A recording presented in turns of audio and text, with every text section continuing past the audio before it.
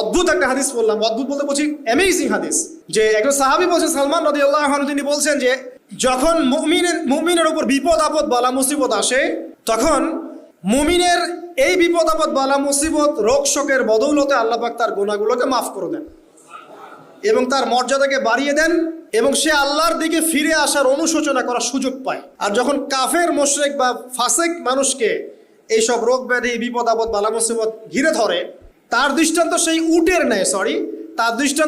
উটের ন্যায় যে উটটাকে তার মালিক বেঁধে রেখেছে, এরপর ছেড়ে দিয়েছে। সে উটটা বুঝতেও পারলো না কেন তার মালিক তাকে বেঁধে রাখলো আর কেনই বা তাকে ছেড়ে দিল। কথাটা কি বুঝতে পারছেন?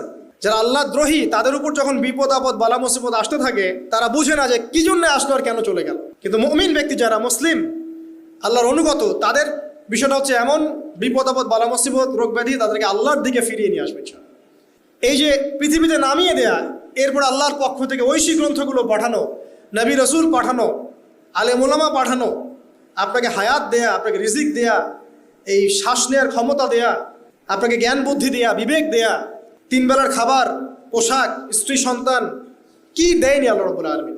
এই যে সমস্ত নিয়ামতগুলো দেয়া, এগুলোর একটা উদ্দেশ্য, আপনি আমি যেন এটাকে উপলব্ধি করি যে এগুলো আল্লাহর পক্ষ থেকে আসছে এবং আল্লাহর দিকে আমরা অভিমুখী হই, এছাড়া কোনো উদ্দেশ্য নাই। সামনে যান, নূহ আলাইহিস সালাম, একদিন 2 দিনেই কি আল্লাহ পাক তার কওমকে ধ্বংস করে দিয়েছেন? 950টা বছর আল্লাহ রাব্বুল আলামিন সময় দিয়েছেন কওমকে, আল্লাহর দিকে ফিরে আসো, আল্লাহর দিকে ফিরে আসো। নবী দাওয়াত দিয়েছেন প্রায় 950 বছর। যখন তারা ফিরে আসে নাই, তারপরে আল্লাহ রাব্বুল আলামিন গজব দিয়ে ধ্বংস করেছে। কারণ আমি বলেছি একটা কথা, আল্লাহ পাক শুধু রহমানুর রহিমই নন, বরং তিনি কিন্তু কঠোর শাস্তিদাতা, শাদীদুল ইকাব বটে।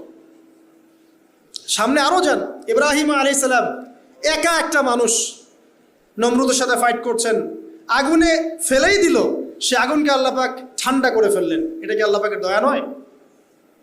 তার সন্তান ইসমাইলের কুরবানিটা দেখেন, আল্লাহ পাক বলেছেন কুরবানি করো, তিনি ডানে বামে প্রশ্ন করেন নাই। আমরা হলে প্রশ্ন করতাম, কেন করব? শিশু সন্তান, নিষ্পাপ, এটার কোনো যুক্তি আছে কিনা, লজিক আছে কিনা? তিনি কোনো লজিক দেখতে যাননি, আল্লাহ পাক বলেছেন করেছে। আল্লাহ রাব্বুল আলামিন তার এই ঘটনাটাকে তো সম্মানিত করলেনই, কিয়ামত পর্যন্ত কিন্তু এই ঘটনা মানুষ স্মরণ করবে। দয়া দেখেন, তার সন্তানের খাবার নাই, পানিও নাই, অলৌকিকভাবে আল্লাহ রাব্বুল আলামিন জামজাম কূপ সৃষ্টি করলেন, কিয়ামত পর্যন্ত থাকবে ইনশাআল্লাহ। দয়া নাই? এই কূপটা দেখলেই তো মুসলিম হওয়া যায়, এই জামজাম কূপটা দেখলেই তো মুসলিম হয়ে যাওয়া উচিত মানুষের। কোত্থেকে আসলো এই কূপ? এই পানির এত বৈশিষ্ট্য কেন? কখনো শেষ হচ্ছে না কেন? এটা নিয়ে ভাবলেই তো মুসলিম হওয়া যায়। হবে না, কারণ কি? আবা ওয়াস্তাকবার, উদ্ধত হয়েছে, অহংকার প্রদর্শন করছে। অহংকার মানে এই নয় যে আপনি সুন্দর জামা পরছেন, আপনি সুন্দর কাপড় পরছেন, আপনি ভালো একটা বাড়ি করেছেন, এটা অহংকারের পরিচয় নয়।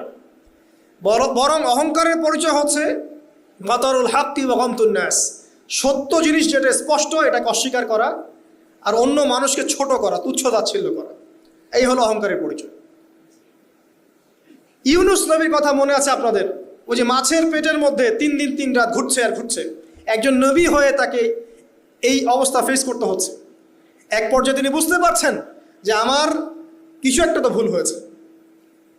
আল্লাহর কাছে হাত তুলে দোয়া করলেন, লা ইলাহা ইল্লা আনতা সুবহানাকা ইন্নী কুনতু মিনাজ জালিমিন। দোয়ার পড়ার সাথে সাথে আল্লাহ পাক বললেন, যাও মাছ তুমি রেখে চলে আসো। এটা কি দয়ার নিদর্শন নয়? শুধু তাই নয়, তাকে যখন দ্বীপে নামিয়ে দেওয়া হয়, তিনি অসুস্থ ছিলেন। আল্লাহ পাক সূরা সফফাতের মধ্যে বলেছেন যে আমি তার পাশে লাউ গাছ উৎপন্ন করলাম। কোন গাছ?